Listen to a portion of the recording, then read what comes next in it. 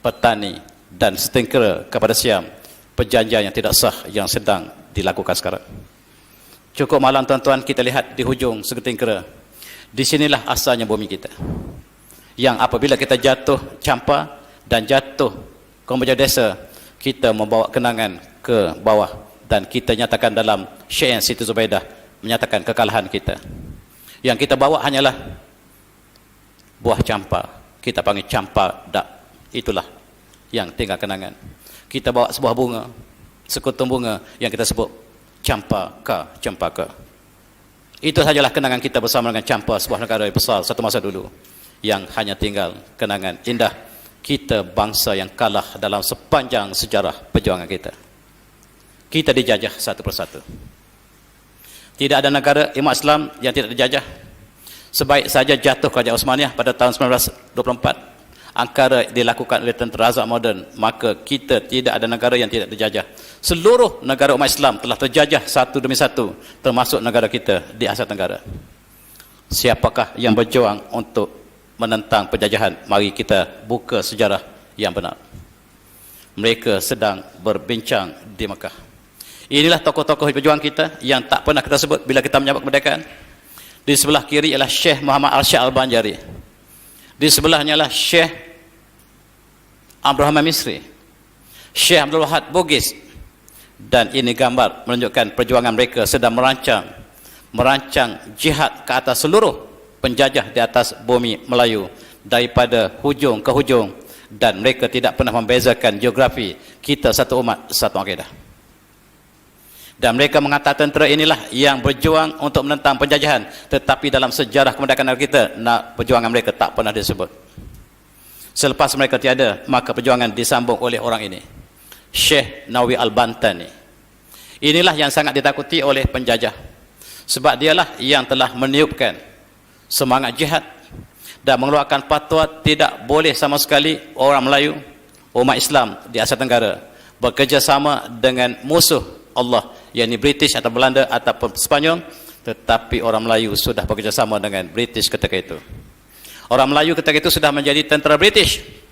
Orang Melayu telah menjadi kerani British. Orang Melayu sudah menjadi mata-mata British. Mata-mata British maksudnya spy British. Dan inilah musuh yang disebut bahawa perjuangan kita telah dinodai oleh orang Islam sendiri. Kemudian kita lihat Belanda menghantar Snoek Honje untuk melihat kekuatan Islam di Mekah. Dia berpura-pura meluk Islam dan dia melaporkan kekuatan umat Islam perjuangan di Asia Tenggara bukan daripada mereka yang berjuang di atas kebangsaan, tetapi ulama yang ada di Mekah. Nawawi Bentan, Syekh Ahmad Al-Fatani, Syekh Ahmad Khatib Minangkabawi, tiga tokoh ini yang sangat ditakuti. Mereka lah yang rekrut pejuang-pejuang yang datang menentang penjajahan, dan mereka ini disebut sebagai pemberontak. Dalam sejarah pejuang-pejuang yang dilatih di Mekah inilah yang disebut sebagai petualang, sedangkan mereka lah petualang. Dan di antara ulama yang dipimpin di Mekah untuk berjuang menentang Belanda ialah orang ini, Raja Ali Krana namanya. Ulama besar yang warisi kerajaan Riau Lingga, tetapi dia telah dijatuhkan oleh Belanda. Pula penyengat pusatnya telah dibakar hidup oleh Belanda sehingga dia lari, tidak ada kekuatan lagi. Umat Islam di Mekah mengasuh raja ini, namanya Sultan Zainal Abidin yang ketiga, sebagai pemimpin untuk memimpin kerajaan Osmaniyah kembali di sebelah timur. Tetapi dia juga telah dikalahkan oleh British. British telah masuk Terengganu. Dan Sultan Mansur Kelantan juga diberikan didikan di Mekah supaya pertahankan Kelantan daripada kemasukan British. Tetapi British telah masuk selepas kematian Sultan Mansur. Sultan Muhammad keempat menjemput British. Sejarah malang umat Islam berlaku satu demi satu. Ulama-ulama kita di Mekah telah berpakat untuk menghantarkan mufti supaya pertahankan negara ini daripada penjajahan. Di Selangor dihantarnya orang petani, Tengku Mahmud Zudi, yang dilatih di Mekah supaya datang berjuang menentang penjajahan di Selangor. Tapi sayang, Selangor telah jatuh. Sultan Abdul Samad menjemput British untuk masuk ke Selangor. Sejarah malang yang tercatat, dan cukup malang apabila kita melihat kita menjemput penjajah untuk menjajah kita. Tengku Mahmud tidak dapat melakukan apa-apa lagi. Dan apabila mereka mengajak supaya Sultan Alauddin berjuang menentang British, Sultan Alauddin mengatakan tak boleh, kita harus taat pada kerajaan. Kerajaan adalah penjajah ketika itu. Kemudian Negeri Sembilan dihantarnya orang petani bernama Syekh Haji Muhammad Said, orang Linggi petani. Dan untuk menjadi muftinya, tetapi sayang Negeri Sembilan juga jatuh ke tangan British satu demi satu. Tidak ada satu bumi yang dapat dipertahankan. Dan ulama di Mekah menghantar ulama yang besar bernama Syekh Haji Osman Seni untuk menjadi mufti di Pahang, orang Kelantan asalnya, supaya mengasuh pemuda-pemuda menentang penjajahan British. Dan dilatihnya Datuk Bahaman, Mak Kilau, Mak Kelantan, Mak Kelubi sebagai tokoh-tokoh pemimpin untuk menentang British, sedangkan bangsawannya sedang bersama dengan British. Sayang tuan-tuan, inilah pejuang-pejuang yang tidak didendang bila kita menyambut kemerdekaan, dan bahkan mereka disebut sebagai pengkhianat. Bahkan mereka lah yang dikeluarkan yang dilatih oleh ulama kita di Mekah. Tok Janggut di Kelantan telah diberikan amanah apabila dilatih di Mekah untuk menjadi panglima perang jihad di Kelantan. Dan ini diberikan taulahnya oleh Syekh Ahmad Al-Batani untuk memimpin satu pasukan menentang British, tetapi sayang orang Melayu bersama British. Oleh sebab itu kita lihat apabila Datuk Janggut menentang British bukan kerana cukai, tuan-tuan. Cukai tak penting. Yang pentingnya bahawa sistem Islam akan dikhianati oleh British dan sistem hukum syariah telah ditukarkan menjadi common law di Kelantan. Dan inilah perjuangan Datuk Janggut sebenarnya, bukan menentang cukai tetapi jihad di atas kalimah Allah. Yang menangkapnya lah Melayu, tentera Melayu, Malay Regiment, yang menjadi pengkhianat pada perjuangan Islam di negara ini. Malay Regiment sebenarnya British Regiment. Mereka dilatih untuk menangkap pejuang-pejuang ini, mata-mata dilatih untuk menangkap pejuang ini. Dan hari ini bila kita merdeka, kita angkat mata-mata ini menjadi hero negara. Kita tersalah memilih hero negara kita. Hero negara kita lah ulama yang berjuang dengan darah dan air mata. Mereka bersama British. Ini moyang kita, tuan-tuan.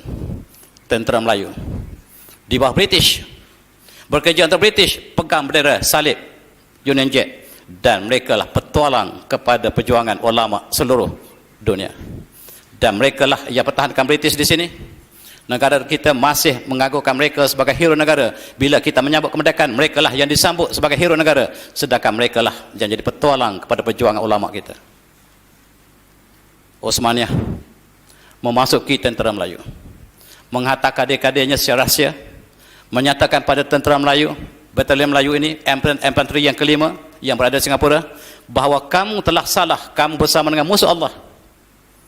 Tugas kamu sekarang tidak terlewat, lawan British. Dan kebanyakan tentera Melayu sedar bahawa mereka bekerja untuk musuh Allah. Mereka telah menentang British di Singapura, infanteri yang kelima, dan mereka di firing squad oleh British. Mereka ditembak oleh British beramai-ramai. Sebab British sudah hampir kalah di Singapura. Berita ini tak sampai kepada kita di sini. Perjuangan terus perjuangan. Dan apabila Jepun datang, dan mereka masih pegang, tentera Melayu pegang bendera salib sekali lagi. Ulama telah melarang sama sekali kita bersama dengan British, tetapi kebanyakan orang Melayu, mereka bekerja bersama kerani British, menjadi majlis British, menjadi mata-mata British, menjadi tentera British. Dan inilah cukup malang dalam sejarah perjuangan ulama menentang penjajahan.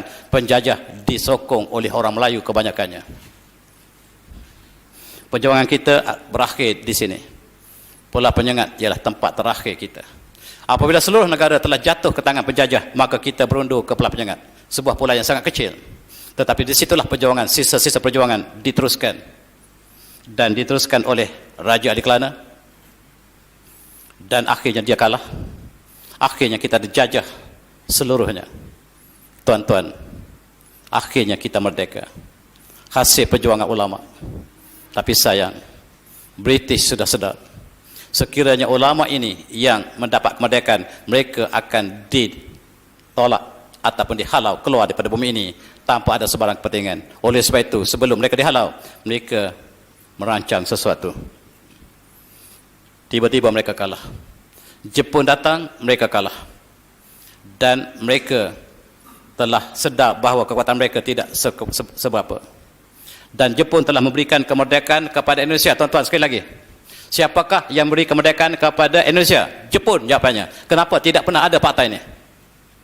Jepun digambarkan musuh yang sangat zalim. Dia zalim kepada tali baru British. Yang dia zalim kepada ketua kampung, sebab ketua kampung menjadi spy kepada British. Dia sangat zalim kepada orang Melayu yang bekerja untuk British, termasuklah polis, termasuklah tentera, dan itulah yang berlaku dalam sejarah kita yang belum diungkai sepenuhnya. Jepun datang memberikan kemerdekaan kepada Indonesia, merdeka. Tapi sayang, tak berapa lama Jepun kalah dan Belanda tidak mengiktiraf kemerdekaan Indonesia, tetapi orang dia Indonesia terus berjuang sehingga Belanda telah kalah. Mereka telah mengisytiharkan kemerdekaan penuh Indonesia. Mereka menentukan Pancasila. Sama juga dengan perjuangan di Melaya. Dr. Burhanuddin Hilmi telah mengisytiharkan kemerdekaan negara kita pada 12 Ogos 1945 di Hotel Majestic depan kereta api. Dan dia, sebagaimana Soekarno telah mengisytiharkan kemerdekaan Indonesia, maka kita merdeka pada masa yang sama. Berbeza dengan Indonesia, tuan-tuan. Orang Melayu menentang kemerdekaan. Siapa kata orang Melayu nak merdeka? Orang Melayu menentang kemerdekaan yang telah disahkan oleh Dr. Burhanuddin Hilmi. Mereka menentang. Mereka panggil British datang balik. Wahai master, kami telah ada orang yang merdeka. British datang kembali. Orang Melayu jemput British datang kembali. Dan kata British, bukan orang ini yang saya beri kemerdekaan pada kamu. Kamu saya akan beri kemerdekaan. Sebab orang itulah saat komunis. Sampai hari ini Dr. Burhanuddin Hilmi dalam sejarah kita disebut sebagai komunis. Inilah perjuangan yang sebenarnya, tuan-tuan. Tetapi Jepun telah kalah. British mengetahui sekiranya ulama yang mendapat kemerdekaan, dia akan dihalau keluar daripada bumi ini. Sebelum dia kalah, sebelum dia dihalau, dia mencari proksi. Proksinya diberikan hadiah kemerdekaan. Mereka yang tidak pernah berjuang. Inilah proksi yang diberikan kemerdekaan oleh British, sebab dia sedar sekiranya pejuang yang sebenar mendapat kemerdekaan, maka mereka akan dihalau seluruhnya. Mari kita kenali siapakah hero perjuangan kemerdekaan kita, yang jangan kita salah memilih siapakah kemerdekaan. Mereka mendapat kemerdekaan hasil perjuangan ulama. Tuan-tuan yang saya hormati, kalau kita nak tahu siapakah pejuang negara kita, mereka yang dibenci oleh British, yang ditangkap oleh British, yang dibunuh oleh British, yang dihalau British, itulah pejuang sebenarnya. Yang pakai tie macam saya, baca kod macam saya ini, yang pakai tie macam saya, itu petualang, bukan pejuang. Dan harga kemerdekaan kita sangat besar, tuan-tuan. Akhirnya alhamdulillah kita merdeka. Merdeka. Merdeka. Soekarno tidak pernah melepaskan tangannya, merdeka. Kita yang punya ini. Tetapi orang Melayu sangat bersedih. You will suffer if British go. Jangan kita merdeka. Siapa kata orang Melayu nak merdeka? Straits Times menyatakan orang Melayu menentang kemerdekaan. Lebih-lebih lagi orang Johor. Orang Johor tidak ingin merdeka. Siapa nak bayar gaji kita? Kalaulah tentera datang menyerang kita, siapakah nak tahankan negara kita? Kalau tak ada British, siapa nak buat kemajuan negara kita? Kita jarum pun tak boleh buat lagi. Siapa kata orang Melayu nak merdeka? Mari kita kenang kembali pejuang-pejuang ulama yang ingin merdeka, tetapi sebahagian bangsawan kita masih selesa dengan British. Inilah sejarah barangkali yang kita harus kenang kembali. Siapakah petualang, siapakah yang berjuang untuk merdeka. Akhirnya kita merdeka, alhamdulillah, tuan-tuan. Dan ini simbol kemerdekaan kita. Tetapi mari kita renung sekejap. Tengok yang berjuang kemerdekaan yang diiktiraf oleh British dan negara kita. Tengok hidung mereka yang pegang bendera itu. Apakah sama dengan hidung kita? Bukan, tuan-tuan. Mereka bukan bangsa kita. Dan yang sama seperti kita, yang bawah. Yang hidungnya seperti kita, yang mati di bawah. Ini perjuangan sejarah yang tulis oleh British. Tuan-tuan lihat di dinding tugu kita. Ini adalah tokoh-tokoh pejuang kemerdekaan. Tuan lihat namanya. Apakah nama ada orang Melayu? Tak ada seorang pun nama Melayu. Yang ada nama India, nama British. Ini sejarah kita ditulis bahawa siapa yang bersama British ialah hero negara. Siapa yang menentang British ialah penderhaka. Dan sejarah ditulis dalam bentuk tersebut. Mari kita kenali kebenaran sejarah kemerdekaan negara kita. Kita lihat hadiah kemerdekaan ialah apabila yang berjuang, tidak berjuang menerima kemerdekaan, mereka menerima syarat yang sukar untuk kita bayangkan. Kerakyatan diberikan siap pukal. Yang kedua, untuk merdeka, kamu tidak ada undang-undang. Oleh sebab itu, untuk merdeka, kamu harus menggunakan undang-undang Christian common law sebagai undang-undang tertinggi negara. Nak, okey, sign semua, tiga-tiga, sign. Okey, undang-undang paling tinggi di Malaysia, merdeka ialah undang-undang Kristian. Namanya common law. Undang-undang ini dibina berdasarkan kepada jajahan defect di England, diberi Charter of Justice oleh Queen, dan dilaksanakan di England, dibawa ke India, dan dibawa ke Melaya. Sampai hari ini, undang-undang tertinggi negara kita ialah undang-undang ini. Apabila perlembagaan negara kita siap dirangka oleh orang ini, dan komitinya termasuklah Hakim Abdul Malik pada India, Hakim Abdul Hamid pada Pakistan, tidak ada clause Islam dalam perlembagaan kita. Maka Abdul Hamid Pakistan telah mendesak Raja Melayu memasukkan Islam ke dalam perlembagaan, tetapi ditentang oleh Raja Melayu. Akhirnya secara paksa mereka masukkan clause Islam is religion of federation, masuk pada tempat yang paling akhir, bercanggah dengan semua protokol yang ada dalam perlembagaan. Oleh sebab itu, apabila perjanggahan ini berlaku secara head-on collision, Tengku terpaksa mendamaikan. Apakah maksud Islam is the religion of federation, iaitu seperti berikut. Saya ingin beritahu bahawa saya jelas bahawa negara kita bukan negara Islam. Negara sebagaimana yang dipahami, dan Islam sebagai negara agama persekutuan hanyalah sebagai untuk upacara resmi termasuk doa. Sekali lagi Tengku mengatakan, however, that the whole constitution was framed on the basis that the federation will be a secular state. Kita negara sekular sama seperti Turki. Oleh sebab itu, sekolah agama harus berbeza dengan sekolah sastra, dengan sekolah sains dan sebagainya. Oleh sebab itu, kita isytiharkan bahawa kita adalah negara sekular, dan disokong oleh setiap Perdana Menteri kita. Dan dalam kes ini, Tun Hussein On menyatakan sekali lagi, kita bukan negara Islam, kita negara sekular. Dan cukup menakutkan tuan-tuan, sebagai hadiah kemerdekaan, satu clause dalam perlembagaan kita, if any state law is inconsistent with our federal law, the federal law shall prevail and the state law shall, to the extent of inconsistency, be void. Undang-undang tertinggi negara ialah undang-undang Kristian common law. Mana-mana undang-undang lain termasuk undang Al-Quran yang bercanggah dengan undang-undang Kristian akan terbatal undang-undang ini. Kita membatalkan Al-Quran. Apakah kita masih Muslim, tuan-tuan? Hadiah kemerdekaan kita sangat berat untuk kita terima. Kerana undang-undang selain pada undang-undang Kristian akan terbatal, sejauh mana dia terbatal? Interest dibatalkan oleh Allah SWT. Wa hallahul bai'a wa harrama riba. Tetapi dalam kapitalisme, liberalisme, interest menjadi dasar ekonomi negara, maka Al-Quran dibatalkan oleh undang-undang common law. Oleh sebab itu, di manakah kita sebagai orang Islam yang kita mengaku bahawa undang Allah adalah undang tertinggi? Tuan-tuan yang saya muliakan, Allah mengisytiharkan orang yang makan riba ialah orang yang bangun di akhirat nanti seperti orang yang dirasuk syaitan. Sebab mereka mengatakan, qalu innamal bai'u mithlu riba, jual beli sama-sama dengan riba. Wa hallahul bai'a wa harrama riba, Allah menghalalkan jual beli dan mengharamkan riba. Apakah dasar ekonomi kita, tuan-tuan?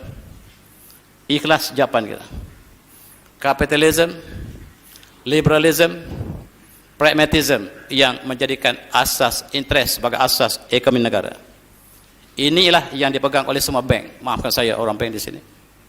Hatta bank Islam ditubuh di bawah akta bank negara yang masih berpegang pada interest. Tuan-tuan dengan bank Islam menggunakan mudarabah, tetapi bank Islam dengan bank negara masih dengan interest. Maafkan saya, tuan-tuan. Dan inilah apa yang kita sebut, apakah kita sudah merdeka? Dan setiap transaksi kita diasaskan kepada riba. Termasuklah kredit kad yang kita pegang. Mari kita pegang dada kita lama, apakah kita bebas dalam pembelian rumah kita daripada riba, kenderaan daripada riba, sebab Allah telah isytiharkan perang terhadap riba, dan syarat kemerdekaan ialah untuk kita menerima riba balik. Dan Rasulullah telah mengisytiharkan bahawa riba adalah amalan jahiliah, negara yang mengamalkan riba adalah negara jahiliah. Bukan saya kata, Rasulullah menyebutkan negara jahiliah, mereka yang mengamalkan riba, sebab riba menindas. Ini rumus riba. Sn equal A R to the power N minus 1 over R minus 1. R ini adalah interest, tuan-tuan. N ialah selama mana tuan tidak bayar. Bukan tahunan, bukan bulanan, bukan mingguan, harian. Inilah yang digunakan oleh bank dalam kredit kad, tuan-tuan. Dan inilah yang dikatakan sebagai penindas. Dan ini dinyatakan oleh tokoh ekonomi dunia. Dan tuan lihat bagaimanakah dia menyatakan bahawa krisis ekonomi dunia hari ini disebabkan oleh sistem interest. Dan untuk menyelesaikan masalah ekonomi harus kembali kepada ekonomi Islam. Dia memeluk Islam. Dan dia menggigil-gigil dalam satu seminar, dia mengucap syahadah apabila menyaksikan keindahan Islam dalam ekonomi. Akhir sekali, tuan-tuan, mari kita kenang kembali ucapan Rasulullah, khutbah Rasulullah terakhir ketika haji terakhir bagi Rasulullah. Ayuhan nas, wahai manusia sekalian, isma'u qawli, dengar baik-baik perkataan saya ni. Fa ini la'alqakum ba'da mi hadza bi hadza mauqif abadan. Barangkali kita tak berjumpa lagi lepas ini.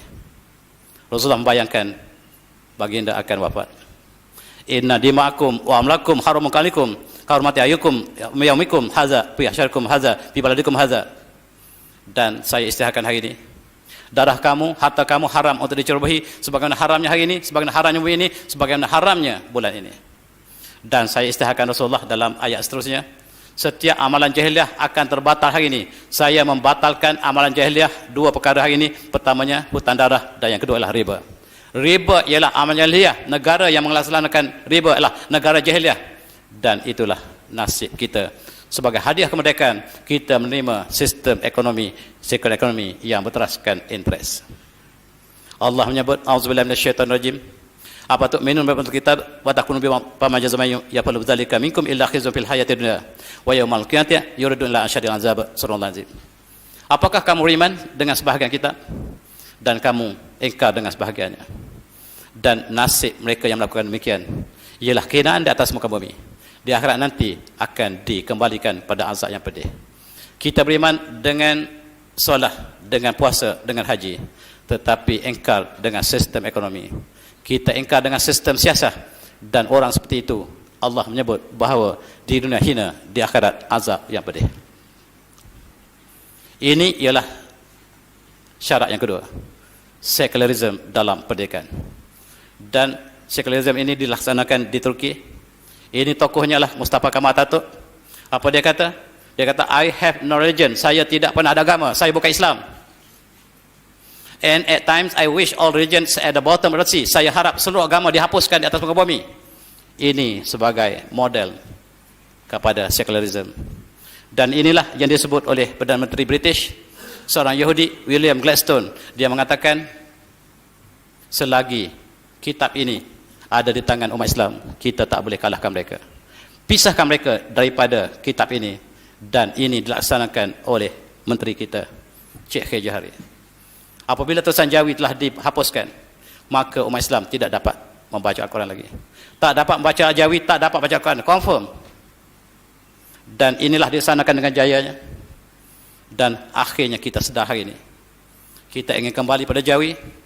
Ketika kita baru sedar, maka kita ditentang oleh diri kita sendiri. Orang kita menentang Jawi beramai-ramai hari ini, selepas kita sedar bahawa inilah perancangan musuh Islam yang sebagai datang dengan syarat kemerdekaan kita. Terakhir, tuan-tuan, dalam budaya kita, apakah kita mengamalkan budaya Islam sepenuhnya? Sedangkan hari cuti pun kita cuti ikut mereka. Kita cuti hari Ahad kerana mereka ingin pergi ke gereja. Kita cuti hari Sabtu kerana sebab orang Yahudi ingin ke sinagog pada hari tersebut. Dan mereka tidak dibenarkan bekerja pada hari Sabtu. Mereka mengambil dua hari cuti, hari Jumaat dan hari Sabtu. Dan kita sebagai umat Islam, kita turut sama dengan mereka merayakan hari yang sama. Dan kalau kita cadangkan supaya kita bercuti pada hari Jumaat, maka kawan kita yang balik daripada sekolah-sekolah agama mencerita kepada kita, tak boleh kita cuti hari Jumaat. Kenapa? Sebab Allah mengatakan, faiza qudiyatis salatu fantashir bil ardi wabtaghu min fadlillah. Apabila selesai sembahyang Jumaat, maka bertebaranlah kamu di muka bumi dan cari rezeki Allah. Hari Jumaat mereka kata tak boleh cuti. Saya tanya mereka, kalau hari Jumaat tak boleh cuti, apakah nas, apakah alasan kita cuti hari Sabtu? Apakah alasan kita cuti hari Ahad? Kalau hari Jumaat kita harus bekerja, apatah lagi hari Sabtu dan hari Ahad. Dan disitulah jati diri kita telah hilang sama sekali. Dan soalannya, apakah kita sudah merdeka? Ingat kembali jawapan yang diberikan oleh Rabi' bin Amir tadi.